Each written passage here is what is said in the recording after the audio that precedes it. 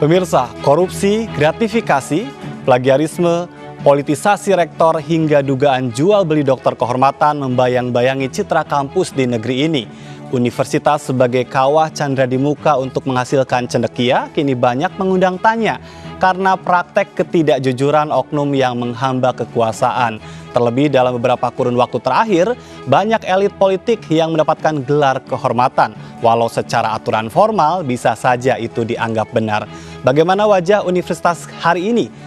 Seberapa besar pengaruh politik dalam lingkaran akademis?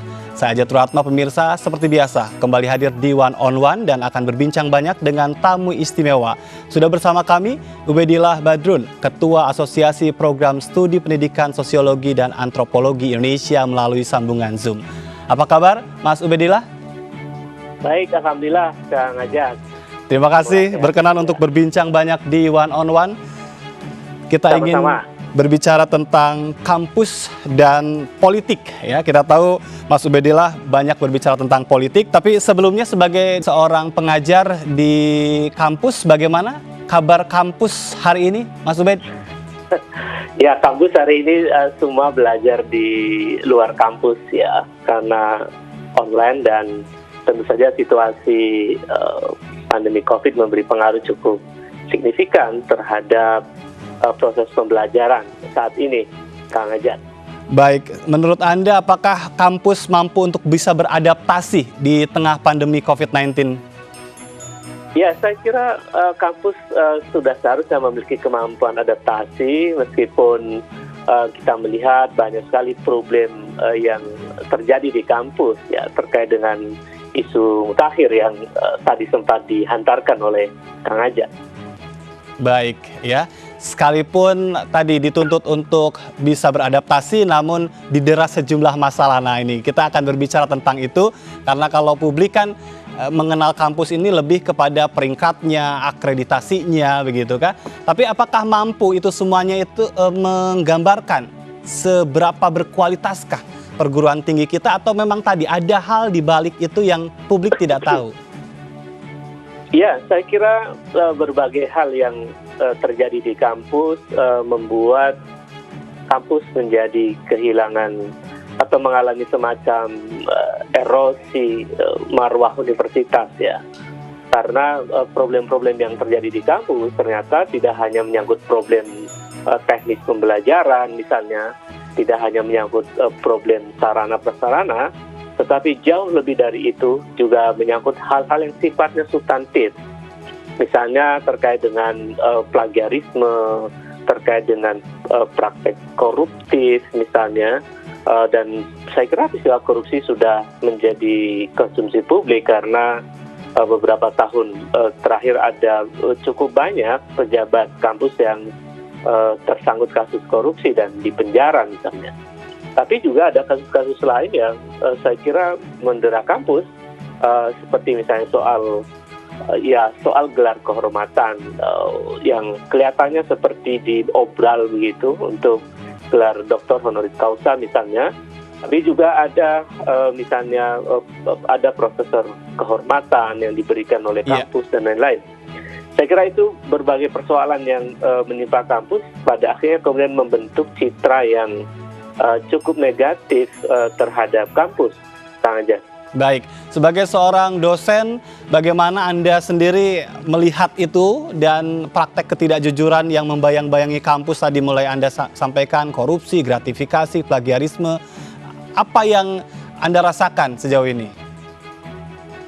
Ya, saya kira sejauh yang saya tahu memang ada beberapa akar persoalan yang terjadi di kampus.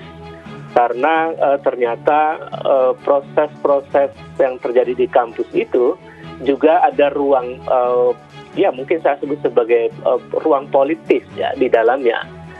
Misalnya menyangkut sirkulasi kekuasaan di kampus, pergantian dekan, pergantian rektor, itu ternyata tidak bisa lepas dari politik di situ. Ada kepentingan. Ya, saya membacanya, menangkapnya ada kepentingan politis di balik sirkulasi elit di universitas.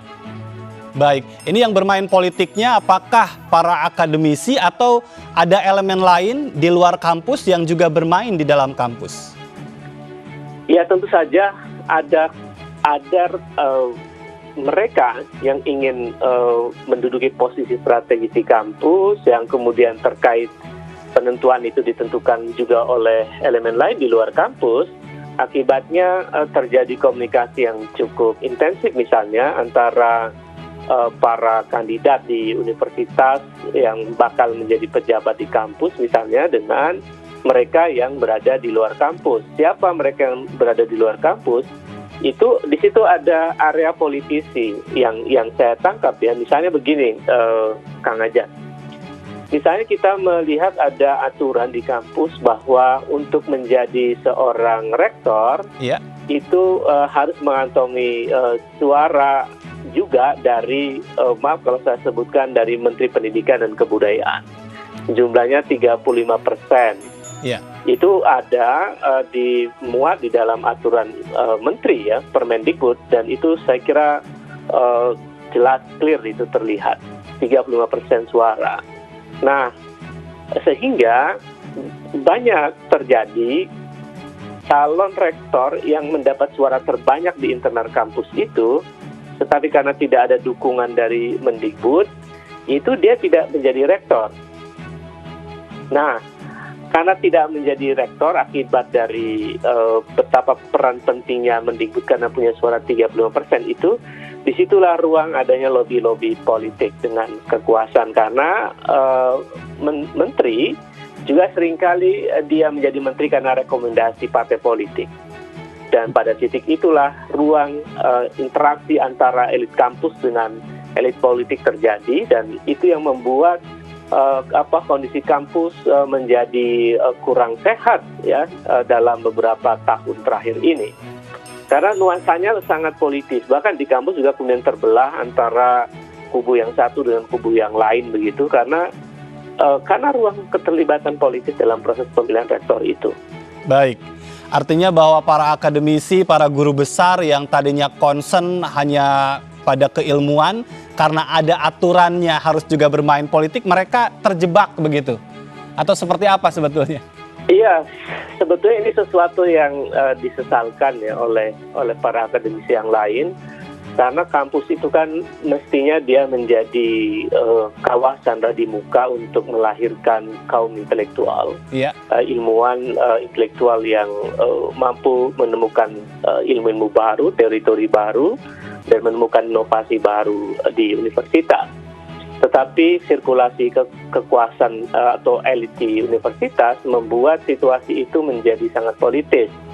Padahal kampus kan memang harusnya memproduksi banyak gagasan ya. Perdebatan intelektual di kampus itu mestinya adalah perdebatan yang sehat, berbasis pada scientific approach yang tumbuh di universitas.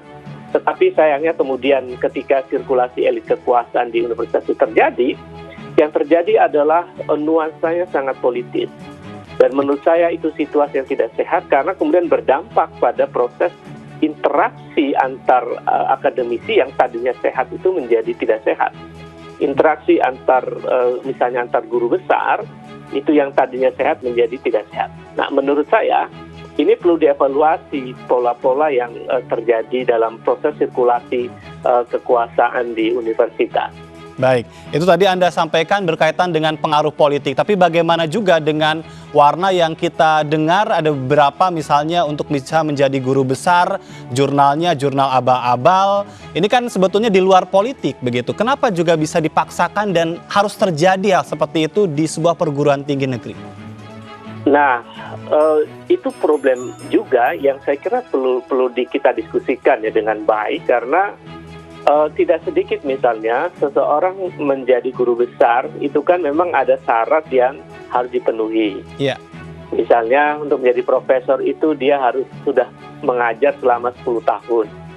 Kemudian dia memiliki angka kumulatif kerja dari seorang dosen itu minimal 1.000. Nah, lalu kemudian ya bisa kurang dari itu ya, kurang lebih. Kemudian kita bisa juga mengetahui bahwa syarat lainnya bahwa seorang guru besar harus produktif, dia memproduksi karya-karya ilmiah, hasil risetnya yang kemudian dipublikasi di jurnal internasional. Nah, yang kemudian sering terjadi misalnya proses pengurusan untuk menjadi profesor itu kan dilakukan relasi antara kampus dengan elit pejabat di kementerian. Iya. Nah, kalau dalam sistem seleksinya itu kemudian tidak ketat atau kurang ketat, menurut saya itu yang kemudian menimbulkan pertanyaan-pertanyaan besar karena misalnya kita bisa cek ada seorang calon guru besar yang ternyata misalnya ada beberapa yang jurnal internasionalnya di dalam jurnal yang mungkin dikenal sebagai jurnal abal-abal misalnya. Iya. Yang bisa saja itu terjadi dan ternyata memang ada ya sempat kita dengar peristiwa itu terjadi. Baik, tapi kalau berbicara tentang mutunya sendiri, apakah dalam hal ini tadi karena memang nuansa politiknya yang begitu kencang sehingga mengabaikan mutu dari tadi penelitiannya, dari kredibilitasnya sebagai seorang akademisi begitu?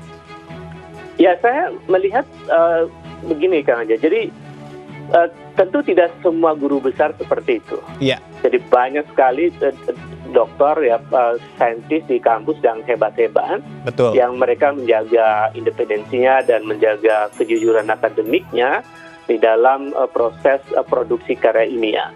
Tetapi ruang untuk terjadinya kecurangan memang ada ya di dalam sistem akademik yang sifatnya karya ilmiah dan lain-lain. Iya. Nah, pada titik itu menurut saya pengawasan, kontrol dan kemudian analisis pada syarat-syarat yang harus dipenuhi oleh seseorang untuk menjadi profesor itu memang harus dikontrol dengan baik. Karena ketika kemudian tidak ada kontrol dengan baik dalam soal pengajuan seseorang untuk menjadi guru besar, sementara di sisi yang lain misalnya guru besar itu kemudian mendapatkan insentif yang cukup luar biasa dari pemerintah, di saat yang sama juga memberi ruang bagi seorang guru besar untuk ikut dalam kontestasi sirkulasi kekuasaan di universitas. Dan pada titik itu akhirnya orientasinya bukan untuk kemudian memajukan dari sisi akademis sebuah universitas, tetapi ada kepentingan-kepentingan lain yang bisa saja mungkin terjadi di universitas. Baik ya, dan yang menarik kemudian yang menjadi sorotan publik adalah ada banyak universitas yang memberikan gelar kehormatan untuk mereka-mereka yang dirasa kurang pas. Nah, nanti kita akan berbincang soal itu. Dan pemirsa jangan kemana-mana, tetap bersama kami, One on One akan segera kembali.